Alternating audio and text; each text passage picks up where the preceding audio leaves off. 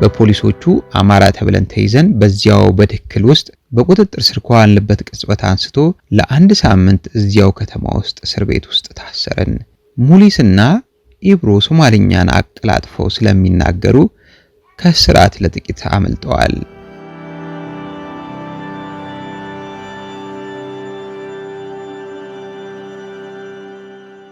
ላይን ያዝ ሲያደርግ በዶ ተነስቶ መንገድ ጀመረ። ባሮ ወደሚሄድበት አቅጣጫ ሲመለከት በዶ በርከካለና AK47 መሳሪያውን ሲያነጣጥር አየው። ባሮን ፈጥኖ ከእልምቱ እንድናመልጥ ምልክት ሰጠን። በዚያው ቅጽበት በዶ ተኩስ ከፍቶ ጥይቱን አርከፈከፈው። ከሐረር ዳሚሾ በተባለ ህዋሳችን መሪነት ሌሊቱን ወደ ሐረማያ ተጉዤ ንጋት ላይ በስተምዕራብ ወደሚገኘው ማያቃሎ የኦነግ ጦር ሰፈር ደረስኩም። በካምፑ አንድ የዛፍ ጥላ ስር ባሮ፣ ጃራና ሙሊስ ተቀምጠው ሲወያዩ አገኘዋቸው። በሞቀ ሰላምታ ተቀበሉኝ። ከአፍታ ጨዋታ በኋላ ስለ ሸገር ከተማ ፖለቲካዊ ሁኔታ እንዳብራራላቸው ጠይቀውኝ በዝርዝር አስረዳዋቸው። ገለጻዬን አድምጠው ወደ ቀደመው ውይይታቸው ሲመለሱ ጉዳዩ በባሮ የውጭ ስምሪት ላይ እንደነበረ ተረዳው። ባሮን በጅቡቲ በኩል ወደ ሱዳን ለመላክ እቅድ ተይዟል። በእቅዱ መሰረት ባሮ አባጫላ ለታና ተሾመ ኤባን ይዞ ወደ ሱዳን ያመራል። በዚያም ቀደም ሲል ካርቱም ገብቶ የኦነግን ቢሮ ከከፈተው ጣሃ አብዲ ጋር ሆነው የምዕራብ ግንባርን ያደራጃሉ። የውጭ ግንኙነትና ዲፕሎማሲ ስራም የውይይቱ አንዱ አጀንዳ የነበረ ሲሆን ባሮ ወደ አውሮፓና ቻይና፣ ጃራ ደግሞ ወደ መካከለኛው ምስራቅ ተጉዘው ገቢ እንዲያሰባስቡ ተመድበዋል። አካሄዳቸውም በዝርዝር የተያዘ ሲሆን መንገድ መሪዎች ከአጃቢዎች ጋር ተዘጋጅተው ነበረ። በውይይቱ መሃል እኔም የልኡካኑ አባል ሆኜ እንዲሄድ ተወሰነም። ከውይይቱ በኋላ ጃራና ሙሊስ ተነስተው ሄዱ። እኔና ባሮ እዚያው ቀርተን የሆዳችንን አወጋን። ባሮ በሐረርጌ ቆይታው በአመራሩ ላይ በታዘበው የግንኙነት ሁኔታ ውስጥ ተጎድቶ ነበረም። ስሜቱን ሲገልጽልኝ የኑዛዜ ያህል ነበር ያደመጥኩትም። ባሮ ማንንም ማስቀየም አይፈልግም። የከፋ ነገር ሲገጥመው በሳቅ ያሳልፈዋል። እኔም ሲከፋኝ ዝምታን እመርጣለሁ። የቅርቤ የምለው በብዙ የማምነው እርሱን ስለሆነ ያኔ በቦታው የሆነው ሁሉ ዘወትር እንደ አዲስ አስበዋለሁ። ሌንጮ እዚህኛ ቦታ የለንም አለኝ። የልብ ትርታዬ የቆመ ያህል ተሰማኝ። ቀጠለና የውስጣችን መከፋፈልና ግጭት አስቸጋሪ ሆኗል። የጠበቅኩት አልሆነም ሲል የምዕራብ ግንባር መከፈት ግድ እንደሆነ አበክሮ አሳሰበኝ። እኛ እንዲህ እያወጋን ጀንበር እያዘቀዘቀች ለካ ሰዓቱ ነግዷል። በዶ ደቻሳ ወደኛ መጥቶ ተቀላቀለን። ሰላምታ ተለዋወጥን። ካየሁት ዓመታት አልፎኝ ስለነበር በአካላዊ ሁኔታው ደነገጥኩ። ጤናማ አይመስልም። መደንገጤን ያስተዋለው ባሮ በዶ በከባድ ጭንቀት ውስጥ ነው። ሊገሉኝ ይፈልጋሉ። ሌሊት ሲታገሉኝ ነው ያደሩት ብሎ በጧት ስጋቱን እንደነገረው ሹክ አለኝ። የሆነ ሆኖ በፖለቲካው ሁኔታ ላይ በጀመርነው ጨዋታ ቀጥለን አብረን ቆየን። ሌሊቱን ስለምንጀምረው የጅቡቲ ጉዟችንም አንዳንድ ነገር አንስተን ተጨዋውተናል። ላይን ያዝ ሲያደርግ በዶ ተነስቶ መንገድ ጀመረ። ባሮ ወደሚሄድበት አቅጣጫ ሲመለከት በዶ በርከካለና AK47 መሳሪያውን ሲያነጣጥር አየው። ባሮን ፈጥኖ ከእልምቱ እንድናመልጥ ምልክት ሰጠን። በዚያው ቅጽበት በዶ ተኩስ ከፍቶ ጥይቱን አርከፈከፈው። እኔም በተኩስ መሃል እየወደኩ እየተነሳው ከፊት ለፊቴ ወዳለው ቁጥቋጦ ሮጥኩኝ። ከቁጥቋጦ ውስጥ ሆኜ ወደ መጣውበት ስመለከት ባሮ ተመቶ ወድቋል። ተኩሱን ነጃራ ሰምተው በወታደራዊ ስልት እየተሳቡ ወደ እኔ ተጠጉ። ጃራ ምን ተፈጠረ አለኝ። በዶ ደቻሳ ተኩስ ከፈተብን አልኩትም። እናንተው ናችሁ የምትጫረሱት አለኝ። እናንተው የምትለው ቃል ጥሩ ስሜት አልፈጠረችብኝም። አልፈውኝ ሄዱ። ተከተልኳቸው። ተቀምጠን ስናወራበት ከነበረው ስፍራ ስንደርስ በዶን እዚያው ህይወቱ አልፎ ባሮ ግን ቆስሎ እያቃሰተ ነበረም። በዶን ለቀብር ስናዘጋጅ ባሮን አንስተን የመጀመሪያ ደረጃ እርዳታ ወደምንሰጥበት ቦታ ወሰድነው። በአቅራቢያው ሐኪም ቤት ስላልነበረ አስቸኳይ እርዳታ አላገኘም። ደሙን ለማስቆም ብንጠቀልለውም ብዙ ስለፈሰሰው ሌቱን አረፈ። የሁለቱንም አስክሬን በዛው በማያቀሎ በሚገኘው መካነ መቃብር አሳረፍን። ህዝቡ ባሮን ይወደዋል። ዶክተር ባሮ ነበር የሚሉት። ማዕረጉ ባይኖረውም እጅግ የሰው መውደድ የታደለ ሰው ነበረ። ለኔ ደግሞ የትግል አብነቴ፣ የቅርብ ጓዴ፣ ፊቴን አይቶ የውስጤን የሚረዳኝ ሰው ነበረ። ምን ያደርጋል ድንገት አጣሁት። በገባሁበት ቀን ምሽት ይህ ሁሉ ተከሰተ። እስካሁንም ህመሙ አጥንቴ ድረስ ዘልቆ ይሰማኛል። እጦቱ በቃል አውጥቼ የማልዘልቆ ሆነብኝ። በትግሌ ማለዳ አንተም ማጣቴ ሳይበቃ በአሟሟት ብዙ ታማውብህ ትግሉን ሕያው ለማድረግ ዓላማህን አንግቤ እስካሁን እንደጸናዋለሁ። የጅቡቲ ጉዞ እቅዳችን ለ2 ሳምንት ዘገየ። እኔም እዛው ጃራ ጋር ቆየው። ጃራ ስለተፈጠረው ነገር አብራርቼ በጽሁፍ እንድሰጠው ጠየቀኝ። ጽፌ ሰጠሁት። በባሮ ሞት የጃራ ስም መነሳቱ አልቀረም። ክሱን የሚከላከለው ጽፌ የሰጠሁትን ወረቀት እያሳየ ይኸው እኔ አልገደልኩትም እያለ ነበረ። እስከ ለተሞቱ እንዲህ እንዳለ አረፈ። በነገራችን ላይ በባሮ ሞት ክስተት ላይ የተገኘው አይን ምስክር መሆኔን ተከትሎ ሁኔታውን በጽሁፍ እንዳቀርብ የተጠየቅኩት በተደጋጋሚ ነበረ። በሱዳን ቆይታዬ ሰሞን 2 ጊዜ ጣሃና ዲማ ምርመራዊ ጥያቄ በማንሳት ቃሌን ተቀብለዋል። መልሱን በጽሁፍ እንድሰጥ ስለፈለጉም ሁኔታውን በዝርዝር የሚያስረዳ ጽሁፍ አቅርቤያለሁ። ይህ ጽሁፍ አሁን ድረስ በእጃቸው ይገኛል ብዬ አስባለሁ። እንግዲህ ምን ማድረግ እችላለሁ? ህመም ነው። ከባሮም ሆነ ከጃራ ጋር በነበረው ውይይት የምዕራቡን የትግል ሜዳ ከፍቶ መፋለም አስፈላጊ መሆኑ ስለታመነበት ቀጣይ ጉዟችን ይህን ተግባራዊ ማድረግ ሆነ። ተልዕኳችንን ለመፈጸም ከሙሊስ ጋራ በጅቡቲ በኩል አድርገን ወደ ሱዳን ለመግባት ወሰንን። ሙሊስ የሶማሊኛና አረብኛ ቋንቋዎችን አቀላጥፎ መናገር ስለሚችል አብረን መጓዛችን ብዙ ጠቀሜታ ነበረው። እንዳለመታደል ሆኖ ግን ወደ ጅቡቲ ለመጓዝ የተነሳንበት ጊዜ ጥሩ አልነበረም። በዚያድ ባሬ የሚመራው የሶማሊያ ጦር የምስራቁን የኢትዮጵያ ክፍል ለቆ የሚመለስበት ጊዜ ነበረ።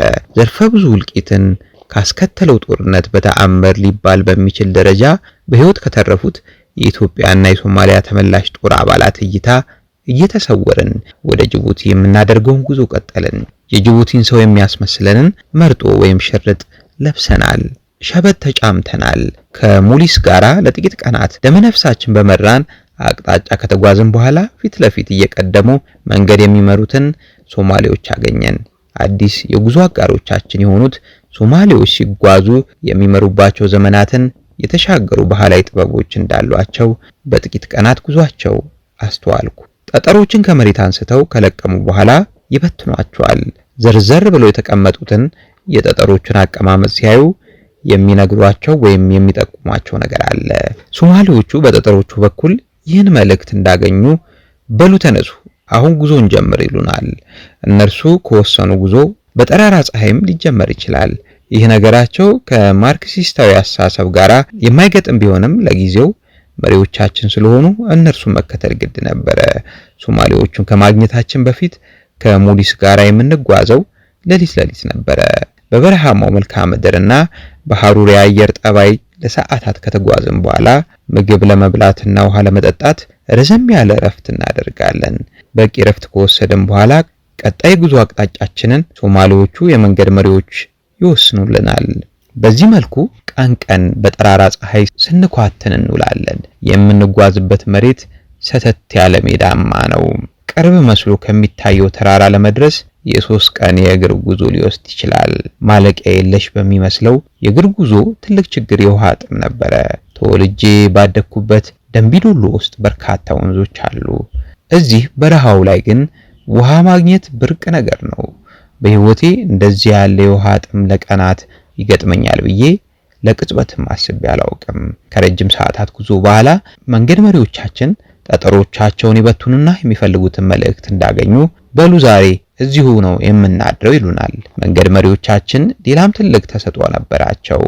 ውሃ ያለበትን ጉድጓድ በራሳቸው ባህላዊ ጥበብ ስለሚያውቁ የውሃ ጉድጓድ ከሚገኝበት መሬት አቅራቢያ እናድራለን። በረጅሙ ጉዟችን ሶማሌዎቹ የከርሰ ምድር ውሃ ያለበትን የመሬት አካል የሚያውቁበት ብልሃት ዛሬም ያስገርመኛል። በጠዋት ማለን በመነሳት ውሃችንን ይዘን ለቀጣዩ ጉዞ እንዘጋጃለን። በረሃውን እየሰነጠቅን ስንጓዝ አሸዋው እያንሸራተተ ወደ ኋላ ይመልሰናል። ሶማሌዎቹ በእግራችን ላይ ያለውን ጸጉር ባዩ ቁጥር አማራ ናችሁ አይደል ይሉናል። የነሱ የእግር ጸጉር ዓመታትን ባስቆጠረው የበረሃ ጉዞ በኖ አልቋል። የእግሮቻችን ጸጉሮች የማንነታችን መገለጫ የሆኑበት ሚስጥር የመንገድ መሪዎቻችን ብቻ ናቸው የሚያውቁት። አድካሚውን አሸዋማ የበረሃ ጎዳና እንዳገባደድን የሚወጉና የሚጎረብጡ ደቃቅ ጠጠሮች የበዙበት ሰፊ መሬት ገጠመን። ደምቢዶሎ ውስጥ በልጅነቴ ደረቅ መሬት ስንረግጥ እግራችን መድማቱ ለኔ አዲስ ባይሆንብኝም ይህ ጠራራማ መንገድ ግን እጅግ ፈታኝ ሆነብኝ። አሸዋማው በረሃ ያደክማል እንጂ ህመም አልነበረውም። ጠጠራማው መንገድ ግን የውስጥ እግራችንን እየወጋ ያቆስለን ጀመረ። በዚህ የተነሳ እግሬ አብጦ መራመድ ተሳነኝ። ስቃዩ በርትቶብኝ ጥቂት ረፍት ለመውሰድ ጉዞዬን በራሴ ገትቼ ተቀመጡ። ከሙሊስ በስተቀር ሁሉም ጥለውኝ መንገዳቸውን ቀጠሉ። ከሙሊስ ጋር ለተወሰኑ ደቂቃዎች ያህል ረፍት ካደረግን በኋላ የእግር ጉዞውን ተያያዝን። እንደምንም እየተፋጠጥን ለደቂቃዎች ከተጓዝን በኋላ ጥለውን የሄዱትን ተጓዦች ደረስንባቸው። በደንብ ተራመዱ፣ ከፊታችን ወንዝ አለ፣ ደርሰናል አለ። እዚያ ወንዝ ጋር ስንደርስ ጥሜን ለመቁረጥ የመጠጣውን የውሃ ብዛት በምናቤ እየሳልኩ ወደፊት መራመዱን ቀጠልኩ። ካሁን የፏፏቴ ወይም የጅረት ድምጽ እሰማለሁ እያልኩ ለሰዓታት ብንጓጓዝም ከእግራችን ዳና በቀር ምንም አይነት ድምጽ ልሰማ አልቻልኩም። ሶማሌዎቹ ከአንድ ቦታ ስንደርስ መሬቱን መቆፈር ጀመሩ። ሲቆፍሩ የተወሰነ ውሃ አገኙ። ይህን ውሃ ለበርካታ ደቂቃዎች ተስገብግቤ ጠጥቼ ነፍሴ ተመለሰች። እንደ ዕድል ሆኖ ፍየሎችን የሚጠብቅ የኢሳ እረኛ በዚህ አካባቢ ሲያልፍ ተገጣጠምን። እረኛው የፍየል እርጎ ይዞ ነበረ። ሙሊስ ለእረኛው ትንሽ ብር ሰጥቶት እርጎን ገዛልኝ። እርጎን ከጠጣው በኋላ የበለጠ ኃይል አግኝቼ አንሰራራው። ከ6 ተከታታይ ቀናት በኋላ ድክል ወደምትባለው ስደተኞች ወደሚበዙባት የጅቡቲ የገጠር ከተማ ደረስን። ወደ ድክል መዳረሻችን ላይ የእኛን ጉዞ የተቀላቀለው ኢብራሂም ይባላል። ኢብሮ አዋሽ አርባን ተሻግሮ መደብር አለው። ኮንትሮባንድ ተረካቢ ነጋዴ ነው። የተረከበውን ዕቃ ወደ ሐረርጌና ጅቡቲ ወስዶ ለተቀባዮች ያከፋፍላል። በጅቡቲ ውስጥ ብዙ ወዳጆች አሉት። ወደ ድክል የገባንበት መስመር ታጣቂዎችና የተለያዩ ሀገራት ስደተኞች የሚያዘወትሩት ነው። ድክል ገብተን ጥቂት እንደተረጋጋን የኢብሮ ወዳጆች የሚጣፍጥ ፓስታ ጋበዙን። በማግስቱ ጠዋት ከሙሊስ ጋር ተነስተን ወደ ጅቡቲ ዋና ከተማ ለመግባትና ለፖሊስ እጃችንን ለመስጠት ተስማምተን ቀሪውን ዕለት በደክል ለማሳለፍ ሰውነታችን አረፍ ከማለቱ ዱብዳ ገጠመን። እግራችን የደከል የስደተኞች ከተማን ሳይለቅ ፖሊሶች ባለንበት መጥተው ያዙን። አንዱ የጅቡቲ ፖሊስ አማራ ናቸው፣ ያዝ እንዳትለቃቸው ብሎ በሶማሊኛ ቋንቋ አንባረቀ። የደርግ መንግስት በዚያድ ባሬ ከሚመራው የሶማሊያ ጦር ጋር ባካሄደው ውጊያ የጅቡቲ ሶማሌዎችም ተሳትፈው ነበረ። በወቅቱ የጅቡቲ ሶማሌዎች አማራ የተባለን ሁሉ አምርረው ይጠላሉ። አማራ ሲሉ በዋናነት ክርስቲያኑን ሆኖ ሙስሊምም ያልሆነውን ሀበሻ ሁሉ ማለታቸው ነው። እንደመሰላቸው እኔም ከዚህ የሶማሌ ፖሊሶች ስያሜ አላመለጥኩም። ወደዚህ ወደ ጅቡቲ ሳልመጣም በፊት በዛ ዘመን ሙሉ ሐረርጌ ሊባል በሚችል መልኩ ተመሳሳይ መረዳት እንደነበረው በምስራቁ የትግል ሜዳ ቆይታዬ ታዝቤያለሁ። አንድ እንደኔው በሚስዮናውያን እጅ ተምሮ ያደገ ሆርዶፋ የሚባል አብሮ አደግ ጓደኛ አለኝ። ይህ አብሮ አደጌ ጸጉር ቤት ተቀጥሮ ሲሰራ የሐረርጌ ሰዎች አማራው የወለጋ ልጅ እያሉ ነበር የሚጠሩት። በሐረርጌ ውስጥ በውል ባልተደነገገ ሁኔታ ክርስቲያን የሆነው አማራ ተብሎ ይጠራል። ሙስሊም ደግሞ ቆቱ ብለው ይጠራሉ። ይኸው በሐረርጌ ምስራቁ የትግል ሜዳ ቆይታዬ የታዘብኩት ሁኔታ በጅቡቲ ውስጥ መደገሙ ሲገርመኝ ይብሱኑ በፖሊስ የሚያስይዝ ወንጀል ሆኖ ጠበቀኝ። በፖሊሶቹ አማራ ተብለን ተይዘን በዚያው በድክል ውስጥ በቁጥጥር ስር ከዋልንበት ቅጽበት አንስቶ ለአንድ ሳምንት እዚያው ከተማ ውስጥ እስር ቤት ውስጥ ታሰረን። ሙሊስና ኢብሮ ሶማሊኛን አቀላጥፈው ስለሚናገሩ ከስራት ለጥቂት አመልጠዋል። በዚያ ሰውነትን እንደ ፍም እሳት በሚለበልብ ንዳዱም የአየር ሁኔታ ጭራሽ ምንም አይነት አየር በማይገባበት ጠባብ ክፍል ውስጥ በር ተቆለፈብን። ጉዳያችንን የሚመረምር አንድ የገደብ ቡርሲ ሰው ተመደበልን። ይህ የጅቡቲ ፖሊስ እኔን ከጠባቧ እስር ቤት በተደጋጋሚ እያስጠራ ይጠይቀኛል። መላልሶ እያስጠራ ከጠየቀኝ በኋላ ከመልሶቼ ለጅቡቲ ሕዝብም ሆነ መንግስት ምንም አይነት ስጋት እንደማልፈጠር አረጋገጠ። መርማሪው ራሱም ሆነ የሚያገለግለው የጅቡቲ መንግስት አንድ ተጨባጭ ስጋት እንዳላቸው ግን አልደበቀኝም። የተማረ ሰው እንዲህ ባለ ብዛት ወደ ትንሹ ሀገራችን ሲመጣ በጣም ያስደነግጠናል አለኝ።